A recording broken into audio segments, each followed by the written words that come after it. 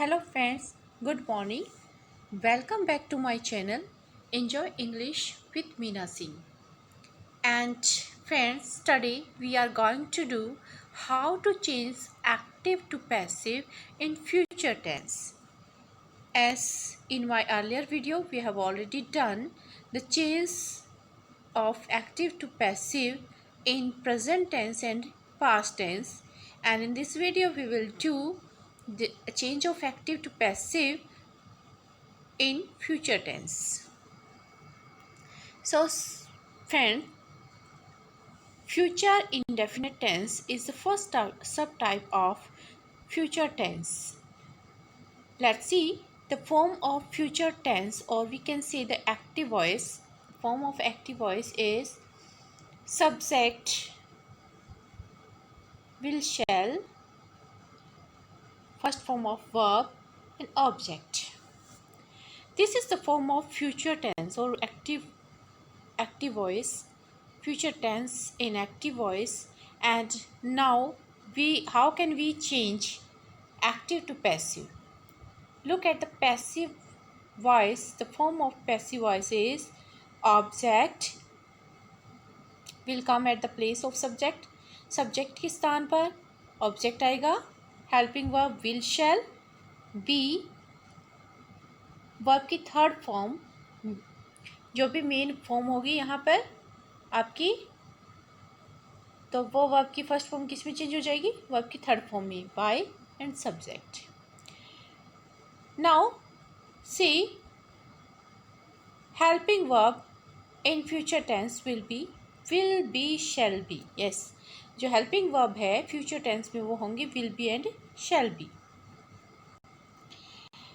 तो आइए कुछ सेंटेंस हैं, एग्जाम्पल्स वो करते हैं. एक्टिव वॉइस में सेंटेंस है ही विल टेक फोटोज.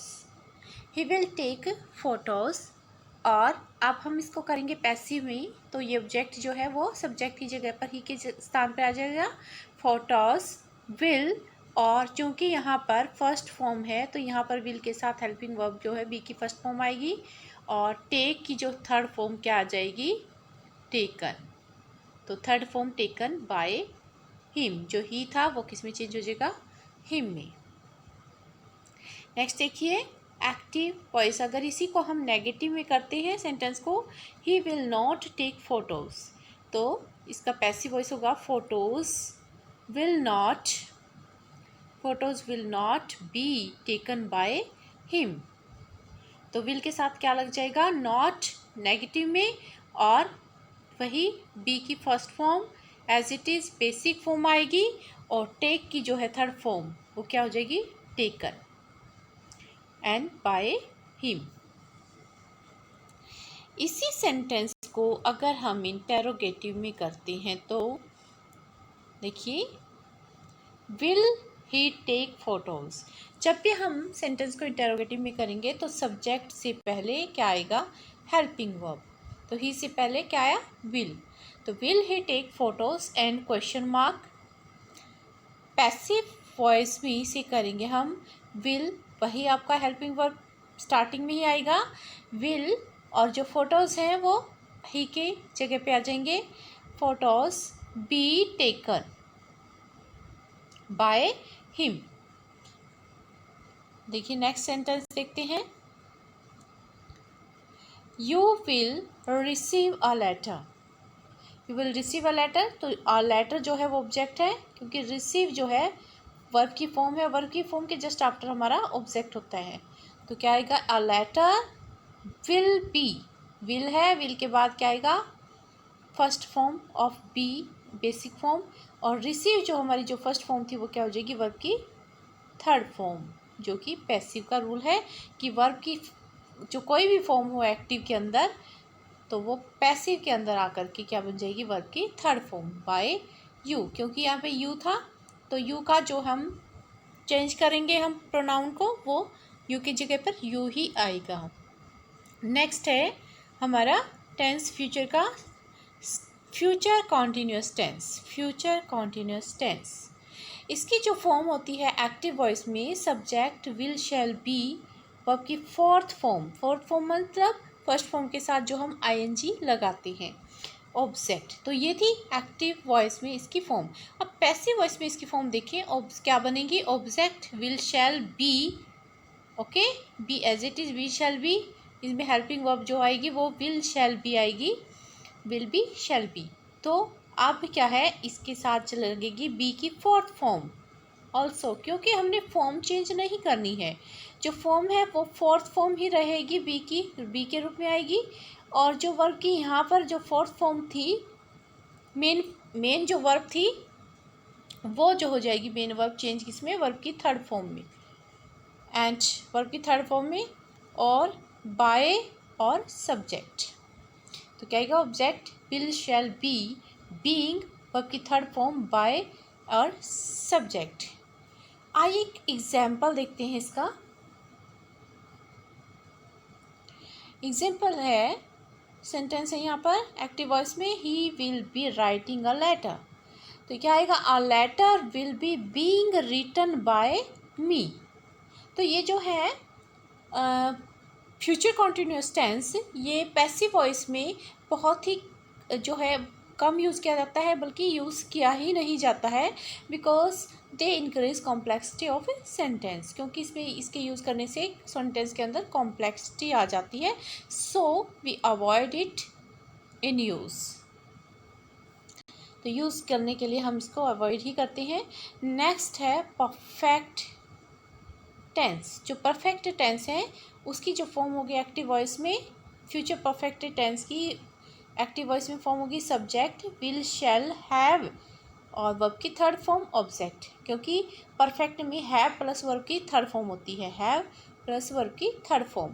क्योंकि फ्यूचर में है तो हेल्पिंग वर्ब क्या आएगा, विल हैव, शैल हैव। जो इसका पैसिव वॉइस में है इस चेंज हो जाएगा, तो ऑब्जेक्ट है वो आएगा यहाँ पर सब्जेक्ट की जगह ऑब्जेक्ट, तो will shall have as it is रहेगा, क्योंकि हैव के साथ जो है यहाँ पे थर्ड फॉर्म थी, तो यहाँ पे बी की थर्ड फॉर्म आएगी बीन, और ये जो थर्ड फॉर्म है एज इट इज़ पैसिव के रूल के अकॉर्डिंग वर्ब की थर्ड फॉर्म लगेगी बाय और सब्जेक्ट। जो हेल्पिंग वर्ब है फ्यूचर परफेक्ट टेंस में हेल्पिंग वर्ब होंगे विल हैव, बीन। चलिए कुछ एग्जाम्पल देखते हैं इसके। एग्जाम्पल इसके, he will not have taken photos। will not ये नेगेटिव है हमारा, पॉजिटिव वाला सेंटेंस देखते हैं। Sentence he will have taken photos, तो इसका जो पैसिव में होगा तो फोटोज़ यहाँ वर्ब सब्जेक्ट की जगह आएगा, फोटोज़ विल हैव वर्ब की बी की third form been taken by him. तो अब जो एक्टिव वॉइस में नेक्स्ट सेंटेंस, अगर इसी को हम सेंटेंस को हम नेगेटिव सेंस में करते हैं, तो नेगेटिव सेंस में इसका जो होगा ही will not have taken photos, तो नोट लग गया तो ये नेगेटिव बन गया है। अब यहाँ पे देखिए इसको कैसे करेंगे, पैसिव वॉइस में photos will not have been taken by him. तो अगर यही सेंटेंस इंटरोगेटिव में है तो हम करेंगे कैसे, तो वही सब्जेक्ट से पहले हेल्पिंग वर्ब आएगी, will he have taken photos, question mark. तो अब यहाँ पे देखिए, तो विल एज इट इज़ यहाँ पे हेल्पिंग वर्ब लगेगा, लेकिन यहाँ पर सब्जेक्ट की जगह क्या आ जाएगा, object photos, will photos have been taken by him. तो ये तो थे आपके परफेक्ट फ्यूचर परफेक्ट के रूल्स, फ्यूचर परफेक्ट टेंस का रूल। तो जो फ्यूचर का टेंस में अगर हम फ्यूचर परफेक्ट कॉन्टीन्यूस की बात करें, नेक्स्ट टेंस होगा फ्यूचर परफेक्ट कॉन्टीन्यूस टेंस। तो फ्यूचर परफेक्ट कॉन्टीन्यूस टेंस के बारे में अगर हम बात करें, तो फ्यूचर परफेक्ट कॉन्टीन्यूस जो टेंस है is not recommended in passive voice. Passive voice में इसको रिकमेंड नहीं किया जाता, just like present perfect continuous और पास्ट परफेक्ट कॉन्टीन्यूस की तरह। There can be complexity of sentence, यहाँ पर कॉम्प्लेक्सिटी हो सकती है सेंटेंस में, और इसीलिए हम कभी भी स्पीकिंग और राइटिंग में इसका यूज़ नहीं करते। एक्टिव टू पैसिव में, पैसिव वॉइस में हम एक्टिव इसका यूज़ करते हैं, बट पैसिव वॉइस में कभी इसका यूज़ नहीं करते। हालांकि परफेक्ट फ्यूचर परफेक्ट कॉन्टिन्यूस का जो यूज़ है वो एक्टिव में भी लेस कॉमन है, मतलब बहुत कम यूज़ किया जाता है, ना मात्र ही। तो ये था हमारा active to passive in future tense. और we have already done present tense, past tense and future tense active to passive. So make enjoy and goodbye.